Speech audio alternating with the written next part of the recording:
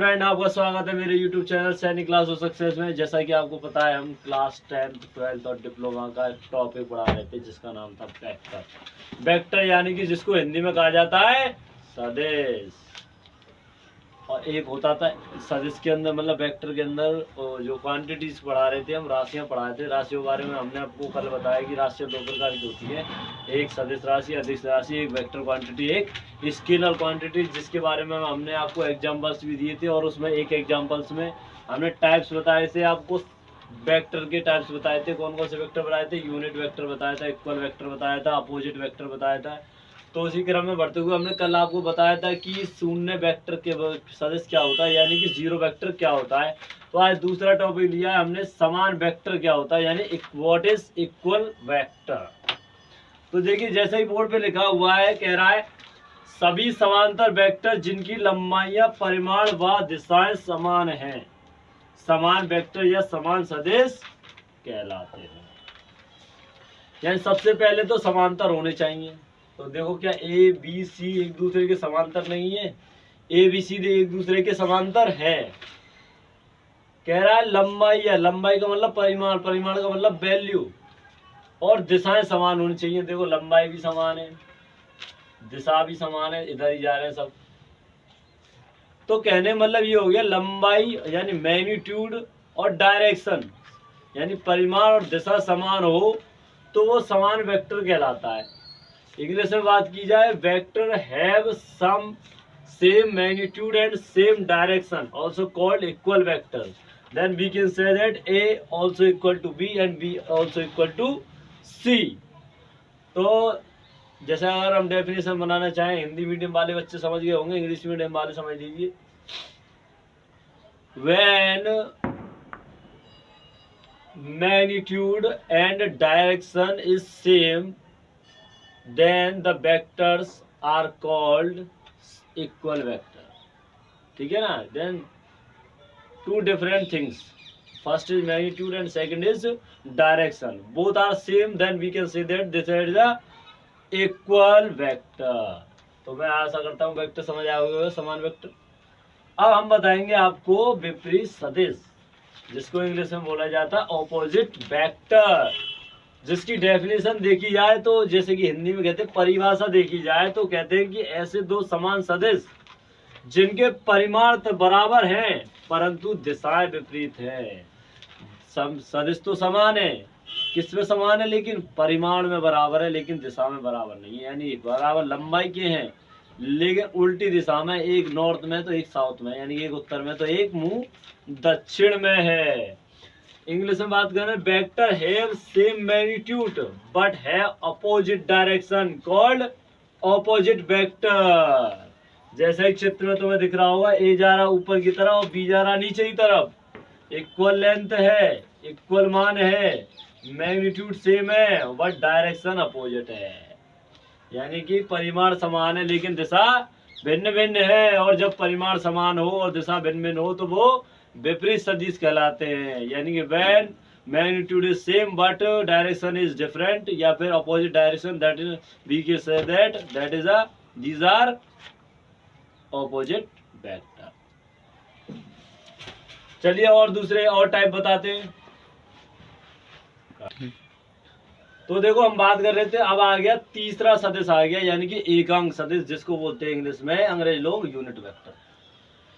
यानी कि एक अंक सदिश क्या कहता है? एक अंक सदिश कहता है वह सदिश जिसका परिमाण एक हो या एकांक हो, एकांक सदिश कहलाता है। यानी वह सदिश जिसकी परिमाण क्या हो, एक हो, एकांक सदिश कहलाता है। The vector which have unit magnitude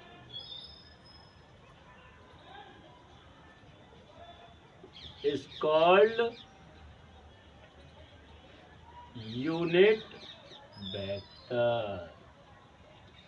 और यूनिट वेक्टर को किससे दर्शाया जाता है? एक अंक सदिश को एक ऐप से दर्शाया जाता है। इसे एक ऐप से दर्शाते हैं।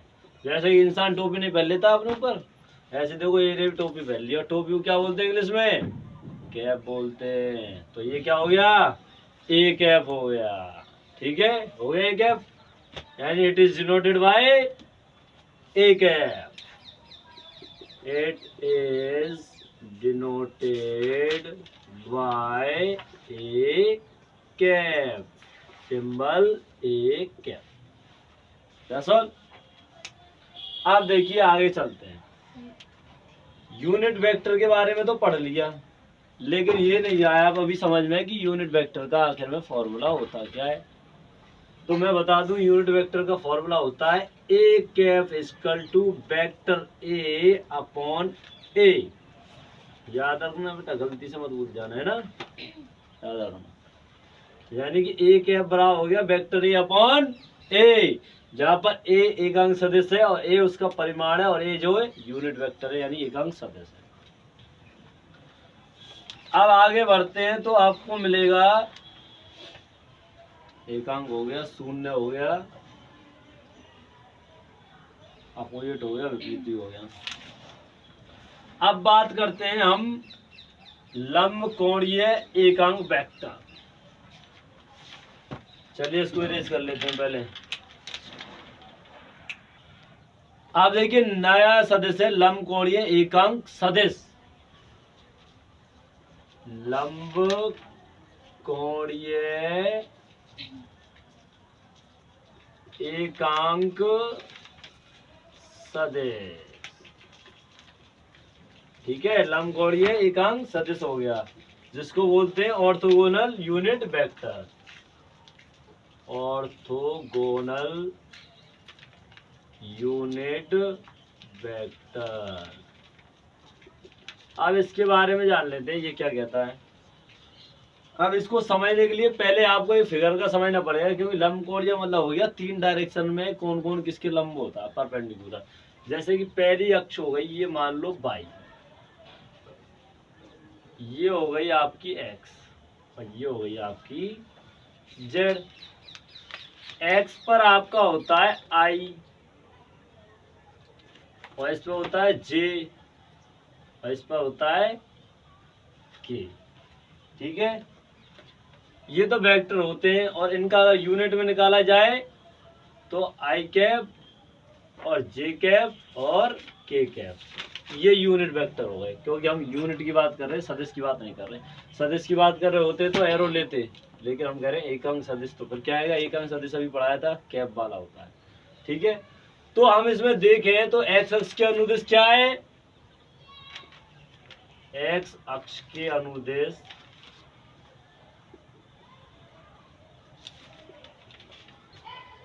एकांक सदिश। तो आपको दिख रहा होगा एक्स अक्ष के अनुदिश एकांक सदिश क्या है? आई कैप, पहला। दूसरा, वाई अक्ष के अनुदेश एकांक सदिश क्या है? देखिए बाई में क्या दिख रहा है आपको? बाई में आपको जे दिख रहा होगा, तो जे कैप हो गया। ठीक है, अब बात करते हैं जेड की। जेड अक्ष के अनुदेश एकांक सदिश। तो देखो ये बताइए, जेड अक्ष के आप सदिश क्या दिख रहा है आपको? ये के नहीं दिख रहा है, के कैप। तो क्या हो गया? के कैप हो गया। ठीक है, तो इस प्रकार से ये हमारे टाइप पूरे हो गए सदिशों के बारे में, कि सदिश किस प्रकार के होते हैं, कौन कौन से सदिश होते हैं। हमने आपको बताया, यूनिट वेक्टर के बारे में बताया, जीरो वेक्टर के बारे में बताया, इक्वल वेक्टर के बारे में बताया, अपोजिट वेक्टर के बारे में बताया। और आपको हमारा ये वीडियो कंटेंट समझ में आया तो हमारे वीडियो को, चैनल को लाइक करें, शेयर करें और सब्सक्राइब करें। और मैंने जैसे ही बताया हमारे चैनल से जुड़े रहें, क्योंकि अगर हमारी वीडियो आप रेगुलर देखते रहेंगे तो आपको बोर्ड एग्जाम के लिए किसी भी कोचिंग की ज़रूरत नहीं पड़ेगी, ये मैं आपसे वादा करता हूँ। तो मिलते हैं नेक्स्ट कंटेंट में, धमाकेदार वीडियो में। तब तक के लिए जय हिंद, जय भारत।